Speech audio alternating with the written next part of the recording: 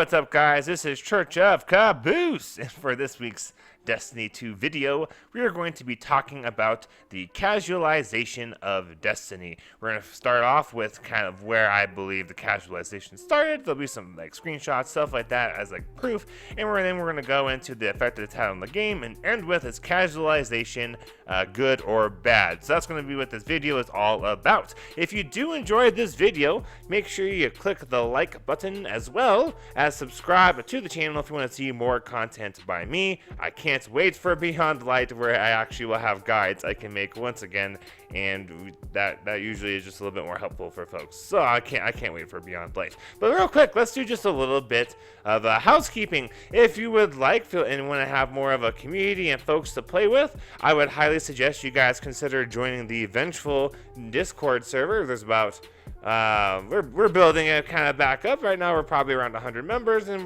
we'll probably be around 300 before too long. So if you just need people to join with, feel free to hop into Vengeful Discord server and consider joining one of the clans for your platform. And if we don't have a clan for your platform, we could probably get one rolling and get your help with building a clan, so you get to be really involved. I think that's kind of a fun and unique opportunity to have. And if you just want to be a part of folks and maybe not necessarily as much on the playing side of stuff, I do have a Discord server for Church of Caboose, this YouTube channel called Church and Friends. However, it will be merged in the near future with Vengeful, so I would highly consider looking at joining the Vengeful Discord over Church and Friends. But don't worry, if you join Church and Friends, you'll have plenty of opportunity to move over and not get left behind. So that does it for the intro and the housekeeping. Let's get on into this video.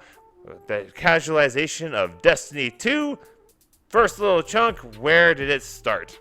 So first, let's establish a baseline. So when I say casualization, you're thinking of the same thing. Casualization basically is making something easier or less time consuming, or reducing the need of what would be considered, I guess, difficult to acquire items. So casualization is going to be basically the game got easier in the context of video games. It was more catered towards casual players. Now we'll get to whether I think that's a good or a bad thing later, but now we all have the same kind of definition of what I mean when I say casualization.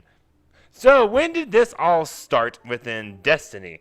In Destiny 2, as soon as it dropped, there was an immediate, obvious, noticeable difference in casualization. So let's look at these screenshots here. First, we're going to pull up what is a subclass tree for a Defender Titan from Destiny 1. You'll notice not everything's unlocked. You might see some green experience bars that aren't all the way, I guess, completed yet, and you're noticing there's lots of options. Now, how this works was you had to play as that character a lot in order to unlock every single ability. So when you had a Defender Titan, you just didn't automatically have everything available to you. You had to play a lot and earn what you were able to use with, and you had to do this for all three subclasses. Originally there was two, but with Taken King we got three. Now if let's look real quick here at Destiny 2 subclass, you notice everything is just available pretty much right off the bat. Now, there was a couple of things with some experience points, but you notice there's way less options. You don't have the ability to pick and choose some things that you want. You can't really tweak with the character. You're either, I think it's on Striker is what we've got pulled up for a screenshot. So you're either Code of the Juggernaut, you're either Code of the Missile, or the top tree, which I'm currently forgetting what it is called, and you just have whatever those abilities are. There's no picking and choosing. There's nothing. It's just you either have it all or you don't, and you only get 4 options for each of those options within that ARC subclass. So hopefully that kind of shows you guys right off the bat, it got way more casual. Thus, decisions had to be made. There was less experimenting to see what was the best. There was less having to put in time. Now, you did have to play a little bit to acquire these different seeds to unlock trees and stuff like that. But it was way faster to acquire a full subclass for Destiny 2 than it was for Destiny 1. So that's kind of really what I wanted to point out. And now let's look at some of the weapons, because you might be thinking to yourself, well, Church, that's just the subclasses. Everything else could have been not casualized in Destiny 2, right? Wrong! Destiny 1 started off with random rolls. And then as soon as Destiny 2 dropped, they got rid of random rolls. They didn't bring back random rolls till Forsaken, I believe is when it was.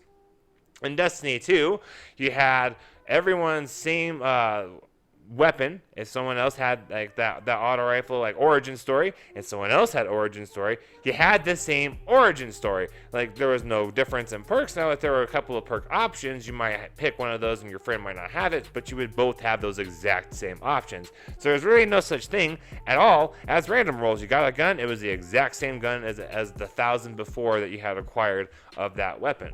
Whereas in Destiny 2, they had what was now random rolls, and so you would play and you would work to get that random roll that you wanted for that particular weapon. But there's an extra thing in Destiny 1.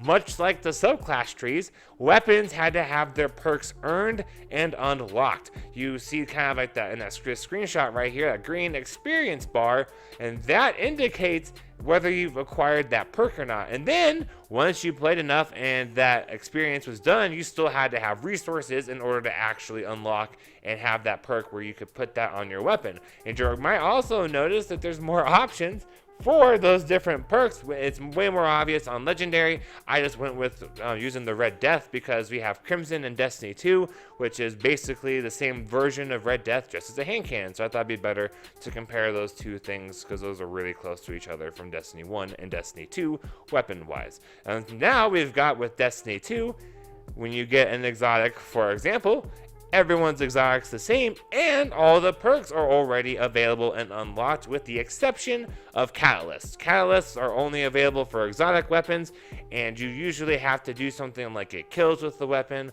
or do something kind of specific, like Ruinous Effigy, for example. You got either a metric button of kills, or you went around the universe destroying eyes to finish the catalyst. That's really the only thing you have to do in Destiny 2 in order to unlock the perks. So as soon as you get a gun, you look at it like, oh, right, I like those perks, you have them. You don't have to do any kind of playing to get experience to unlock those perks and make them available. So that's another example of very obvious casualization that started off and is still a thing inside of Destiny 2. So now let's kind of look at activities and see what kind of casualization may have happened within the actual playing of the game as opposed to your character and weapons.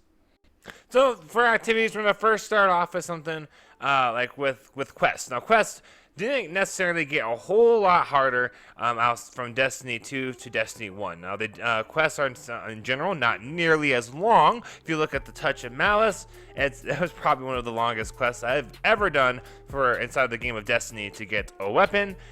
So the quests aren't necessarily drastically different, so that's a good thing, in my opinion, for the casualization from Destiny 2 now. However, most things get done way faster now, but that could partially be because of people like me who create guides, and that may not have been as much of a thing inside of Destiny 1. So I figured if I didn't mention quests, someone might bring it up in the comments, so I just wanted to kind of touch on quests real quick. The main thing I wanted to touch on was end game activities. Inside of Destiny 1, let's like talk raids. We're just going to only worry about the raids, although a lot of these things tend to apply. When you have these raids, you would get armor pieces inside of Destiny 1. Those armor pieces, much like the weapons, you had to play and have that armor piece on in order to unlock the different perk options, but there would also be specific perks for that activity. They have raid armor sets would give you perks that only really helped in the raid, which made sense because you got that armor from the raid. For example, Taken King had some armor where if you are like in like the void or whatever, like during the Taken like the boss fight, you would move faster while you're carrying like that moat or relic or whatever it was. That's not a thing anymore inside of Destiny 2. Right now, there's really not a whole lot of a point in getting that raid armor or those raid weapons, other than right now they aren't going to get sunset.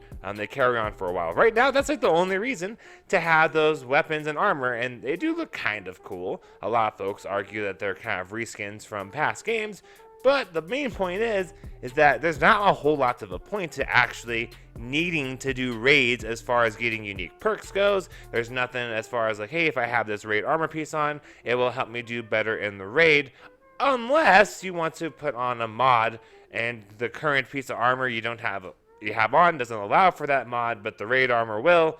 Like, that's really about it. And those mods don't necessarily make a huge difference for the raids, whereas those raid armor pieces from Destiny 1 did make a big difference. And Destiny 1 also did a thing where if you were wearing a full set, you got like a buff or a boost, something to those raid perks that you would not have if you had on an exotic armor piece. So you had to kind of like pick and choose a little bit. Whereas right now, does not matter. So that's a big thing with endgame, as far as the endgame goes. Now let's look a little bit on these different strikes. In Destiny 1, we had all kinds of weapons, whether they were from strikes, nightfalls, or raids, that had unique perk combinations that you could not get anywhere else. A good example, one YouTuber talked about, was Fatebringer. It had a really unique role from a raid, and that was the only weapon that could have that role potentially. And the end result of all that unique stuff from these weapons inside of those different activities, whether it be strikes, nightfalls, or raids, was that folks would play the crap out of everything because they really wanted to get that unique stuff. Right now, raid gear, like weapons, doesn't really necessarily drop with that unique combinations. In fact, it's not uncommon to have random world drops be actually among the better things in the game. Like right now, one of the casualization issues we're dealing with is in Crucible, we are rewarding folks for not being able to shoot headshots and control recoil by having auto rifles be amazing. And Gnawing Hunger right now is really a random world drop, because as long as you get an Umbo engram, you just go to the Prismatic Recaster, choose the one that gives you like a 50-50 option on if it's going to be Gnawing Hunger or not, and you can farm for rolls. So we're kind of really going away from needing to have a desire to run raids. Like people right now only really do raids for a couple of reasons. It could be for titles, could be because they enjoy the raid, and I would wager the main reason is because folks want to power up, because Garden of Salvation is the only like activity you can do and get multiple pinnacle drops within reasonably a half hour to 45 minutes. Like that's mostly why people run Garden of Salvation right now, from my own experience. So like this is a huge casualization issue, because the need to play stuff over and over and over to get the best loot has been slowly going away. And then activities as far as pinnacles go, because pinnacle gear was like, there wasn't a whole lot of options, and the main source was from raids and things like 100k nightfalls, which not everyone can do. That whether that's hard to do or not is not the point of this video. But not everyone was able to do it, and folks complained, and Bungie's like, well, okay, we'll make Crucible and Gambit and Strikes reward you guys a pinnacle, like whatever. And so not even the grind to power up has been casualized. Like it used to take people a while. I used to not be able to do it in the first 3 weeks of a new expansion or a new season. And now I can. It's not that hard to hit max power. And so now it's more, well, you clearly play a ton because you have an artifact power. It's like 30. So obviously you play a metric butt ton. So that's really cool. Otherwise, everyone has just as good a shot as getting the really good gear as you do, especially since we have things like Mountaintop. Those quests got nerfed. For a while, most people didn't have Mountaintop because of how long it was, how many kills you had to get, and just the sheer number of medals and things you had to earn in order to actually get Mountaintop. And then Bungie's like, we're going to cut that in half. And that's a lot of why Crucible has tons of Mountaintops in it, because there's lots of people that are like, oh, now I actually feel like I can do it. And so they get this weapon that was supposed to be like a peak pinnacle thing that got its quest cut in half, I believe is what it was. So like, there's another good example of some casualizations within activity. Destiny 2 does not have a whole lot of value stocked into do you have this piece of gear. For a little while, Not Forgotten was that pinnacle piece. If someone had Not Forgotten, you knew they either paid up the butt to get that gun, or they worked really, really hard and they played their butts off and they earned that sucker. It was one or the other. And now it's kind of like, everyone's got that stuff. Like, and Not Forgotten's not even a good gun anymore. It's hardly ever used, and I miss it dearly. In its original state, which leads on kind of to the next thing. Guns and I guess gear that have a skill gap are not being encouraged to use.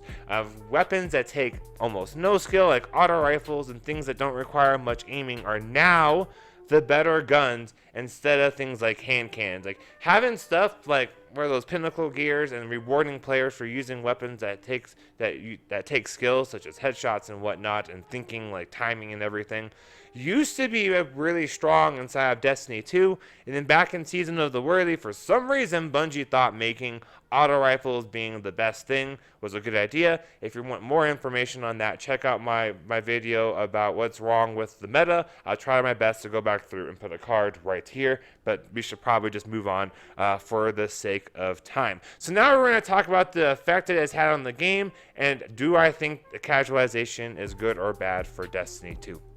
So first up is going to be the effect this has had on the game. Now, I covered it really well, I think, in my meta video, but basically the game's getting easier, everyone's having everything, and it just, there's not as much meaning behind stuff anymore. And I made a video a long time, well, it feels like a long time ago, on titles. And now titles to me have more meaning than a lot of things within the game, because a lot of folks, even people who've been playing for quite a while, don't have any titles. Like it's actually rather common. I have several people I play with regularly. They're like, yeah, I've been playing Destiny since like D1. I don't have any titles, and like I've done all these raids and whatever. I'm like, that seems like, I was like, whoa, that's an extra brag for me, I guess. And titles are basically meaningless. All they do is put a name above your head, but now I find insane gratification and desire to get these done, especially the ones that are going away come November. And that's kind of where we're at right now with Destiny 2. Raids are easier, so everyone kind of expects you to do a raid. I remember used to try LFG Destiny 1 for raids, and that was near impossible, and now I almost never have issues with LFGing a group and we can't beat something within a reasonable amount of time.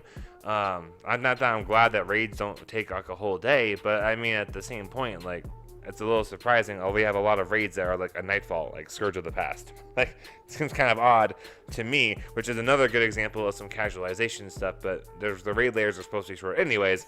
So the main effect is we're getting a lot of people really rewarded basically for either sucking at the game or not having the time or willing to invest the time into the game to get the good stuff. We're having lots of folks join in and being like, for example, Mountaintop. People are like, it's too hard to get Mountaintop. It takes too long. This is ridiculous. And so Bungie cut the quest in half. We had the Enlightened title. People are like, it's ridiculous to go Flawless and Garden of Salvation. So what did Bungie do? They got rid of the Flawless requirement for Garden of Salvation to get the title.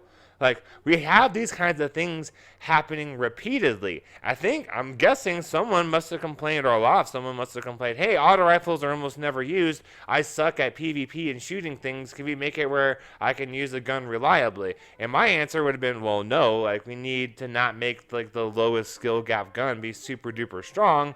Like, because part of playing a game like Destiny is to get better, and so like just play with those guns like hand cannons that take some precision shots and a little bit of a skill to use, and work on that, and like you'll get there. But instead, Bungie made 600 to like 720s, because I think Gnawing Hunger is a 720, insanely powerful, and they're like, you're at a disadvantage if you don't use it. Which again, if you're wondering more how metas are set up, check out that video, because I explained the disadvantage thing inside of that video. And that's been really the effect on Destiny 2. Everyone can do everything. There's not much of a need. Having elite things doesn't matter a whole lot anymore, which could be a whole other topic. Is it that because of casualization or because of recoveries and carry services? I don't know. That's a little complicated, but right now, like, the main culprit seems to be casualization, because everyone expects they should have this stuff, which would contribute to people feeling like they have to pay to get things, instead of realizing, hey, not everyone's supposed to have this stuff. It's okay that I don't have it, which is another deal. So that's been really the effect on the game. Let's wrap this up here with, do I think this is good or bad? It's a little bit of yes. To some degree, we do need to have things that keep players engaged. There does need to be stuff that you can get that does relatively well that would keep players engaged and wanting to push for that next level of playing. Destiny 2 did have that for a little bit. I worked my absolute butt off to get my Not Forgotten, because I had things that were working, like Luna's Howl. I just wanted that next step. So I think we do have a little bit where we do need some casualization. I mean, if a game's too hard, people won't play it. You're going to have a low player base, and it's going to fall apart, and Destiny would then die, and there'd be no funding for it because people aren't buying it, so the game would go away. So you do need to have some things. But things like Endgame, things like Pinnacle Gear, should not be something that's catered towards casualization stuff. Raids should be difficult, And if you're not on point and really into it and know what you're doing, shouldn't be something where it's expected to do it in under an hour. Raids should be something where it's like, yeah, we're going to get this done. This is what we are doing today, as opposed to what I could do now is like, hey, who wants to knock out all 5 raids for that MMXX tile today? Because we can totally do it. And then we do. Like that shouldn't necessarily be a thing. Now, it shouldn't be impossible. If you got folks that are all really good, know what they're doing, they're tuned with what's the best DPS, that kind of thing, then yeah, absolutely. Which is something else we need to bring back. And also YouTube, everyone's going to let you know on YouTube what the best damage stuff is, which is a good thing because then it makes it easier for people to do stuff. But we need to have like more of this balance of, like, it's not just expected you could hop in and beat something that's really difficult in 45 minutes. Like a Grandmaster is actually a pretty good example of that. A lot of folks either don't do Grandmasters because they're too hard or because they're not rewarding enough.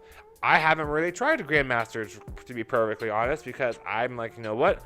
I struggle. I'm not amazing at this. I need to. There's other stuff I care more about right now, and it's Grandmaster might be just a little bit out of my reach without the right teammates. And that's how most end games should be, where something is like you either need to have a good setup, be really in tune with the game, or like you guys are making, hey, this might be a struggle, but I want to try it anyways because I want to get better, as opposed to this whole being expected thing. Now, I do think we do need to have more stuff, more on the end of being hard, such as I would love it, absolutely love it, if we go back to having to unlock subclass things. I think there's a little bit of that happening with Stasis from screenshots I have seen. Looks like there might be some kind of in the world stuff you have to find.